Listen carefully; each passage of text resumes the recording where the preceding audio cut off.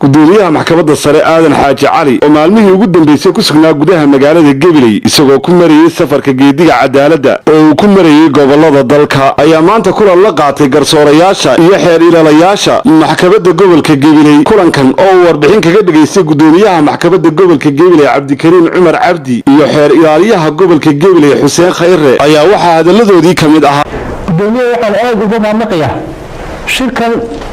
isagoo howlo badan lahaa waddanka uu dalbaday inuu qabsoomo oo la kulmo shaqaalaha si gaar ahaan si guud ahaanba oo shaqaalaha soo kooban xafiiska xaraalinta iyo maxkamadda waxaan ku soo dhaweynaya xaraaliye Xuseen Cali Khayre su'aal kamidisa ugu yiraahdo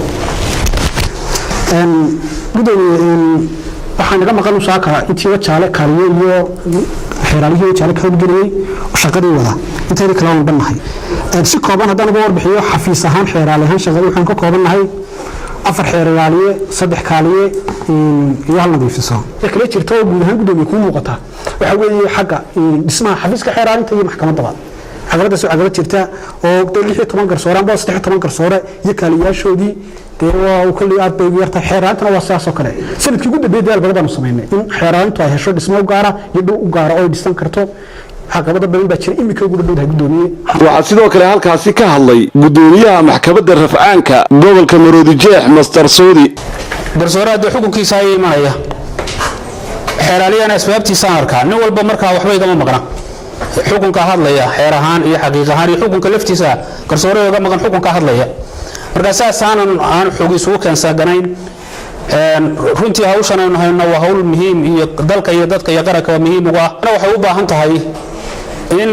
dadaal dheeraad ah muujisaan dawladaha ciqaabta iyo kuwa madaniga ah dedejisan waayo waxa la cadaalad oo la baahiyo waa cadaalad oo la dafiray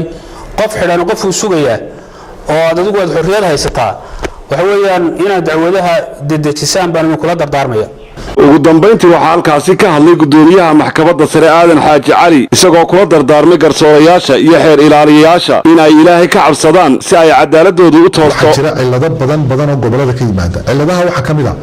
qodobka uu gudoomiyaha raxan kula sheego aan adkaynayo ah dacwadaha markay fulinta u baxayaan garsooro waxaad fulinaysaa waxa ku hor yaala wax kale ma fulinaysid haday dacwad soo bilow tahay marka fulin ku bilaabaysana haday dacwad fulin ku bilaabaysa ay tahayna waxa weeyaan akhri documentka ku hor yaala ha ka gudbin oo dacwadaas salo fulin ku furantay haday tahay ama nootaaya la fulinaya ama heshiis baa la fulinaya waa inaad iyada raacdo waa inaad ku koobnaato xayiraada haday ka dhalanayaan waa inaad meesha la xayirayo tagto koobta xayiraada laakiin wixii wax ka baxsan hadaad fuliso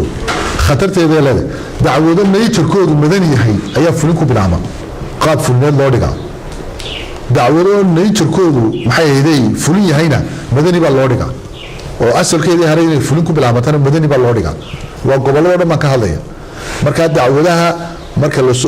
fulinta hadday maxkamadda sare ka soo dhammaatayna xukun cad baa meesha yaalla xukunkaa fuli waa Cabdisalaam Maxamed Bade